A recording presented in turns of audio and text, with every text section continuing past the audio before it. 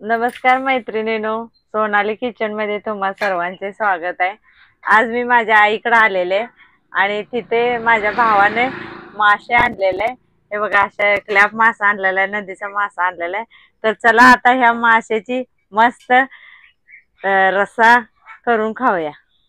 मित्रांनो, मी आता तुम्हाला मासे दाखवला। आता आई आमची मासे करून खाणार आहे। आई, मासे काय असं डायरेक्ट खाणार का? नाही नाही नाही, हे आता असा मासा घ्यायचा, ह्याच्यावर खवले असतात।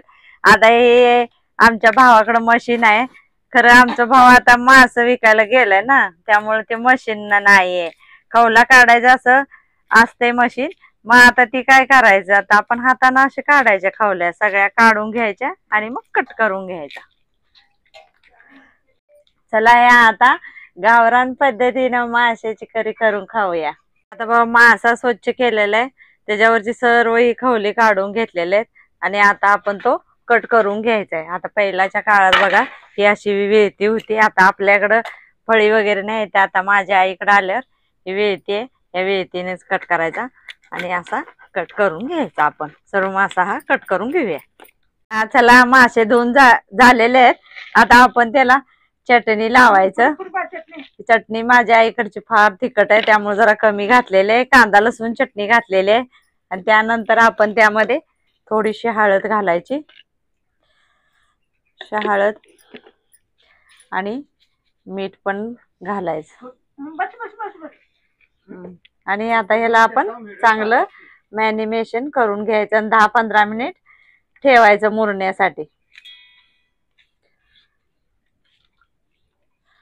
आता इथे चिंच ऐवजी मी टॅमॅटोचा वापर केलेला आहे। चिंच आगळ घातला तरी चालेल, इथं आता चिंच आगळ नाही त्यामुळे त्याचा वापर केलेला नाही, टॅमॅटोचा वापर केलेला आहे। आता इथं माशासाठी मसाला करायचा आहे, त्यासाठी जिरं, खोबरं, आलं, लसूण, टॅमॅटो, कोथिंबीर घेतलेले आहे। आता आपण सर्वप्रथम जिरं बारीक करून घेऊया।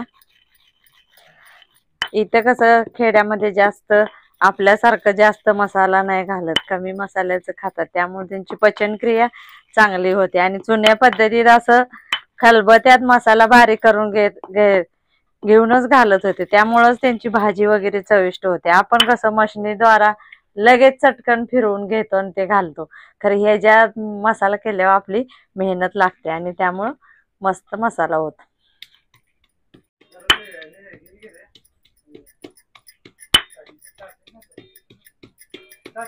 चला, आता हा मसाला बारीक करत आहे आणि जिऱ्याचा वगैरे वास मस्त येत आहे, सुगंध छान सुटलेला आहे। आता मासा करी मस्त होणार आहे। हो का, मसाला चेचून तयार झालेला आहे आणि असा मोठा मोठाच मसाला घालायचा, मस्त लागतोय। गॅस चालू केलेला आहे, तेल घातलेलं आहे आणि कडलेलं आहे, त्यात आपण हा मसाला घालायचा आहे आणि भाजून घ्यायचा आहे, चांगला तेलामध्ये भाजून घ्यायचा आहे।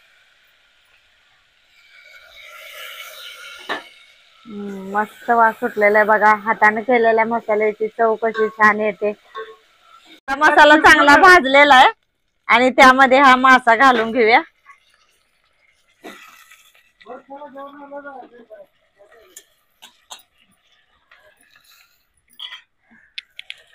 आता हा आपण मासा चमच्याने नाही हलवायचा, कारण फुटेल, त्यामुळे असं झेलून घ्यायचा तेलात आणि मस्त असा हलवायचा, म्हणजे फुटणार नाही आपला मासा, असाच अखंड राहील। असा मस्त तेलात परतून घ्यायचा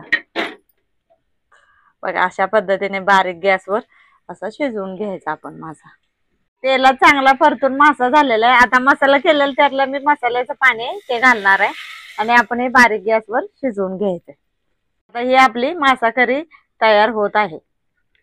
चला, मस्त मासा करी तयार झालेले आणि चला, मस्त मासा करी गावरान पद्धतीने तयार झालेले। चला, तुम्हाला मासा करीची रेसिपी कशी काय वाटली, आवडली ना? माझ्या या मासा करीच्या रेसिपीला लाईक करा, शेअर करा, सबस्क्राईब करा, कमेंट करायला विसरू नका, बेल आयकॉनला क्लिक करा। चला तर आपण भेटूया एका नवीन रेसिपी सोबत। धन्यवाद।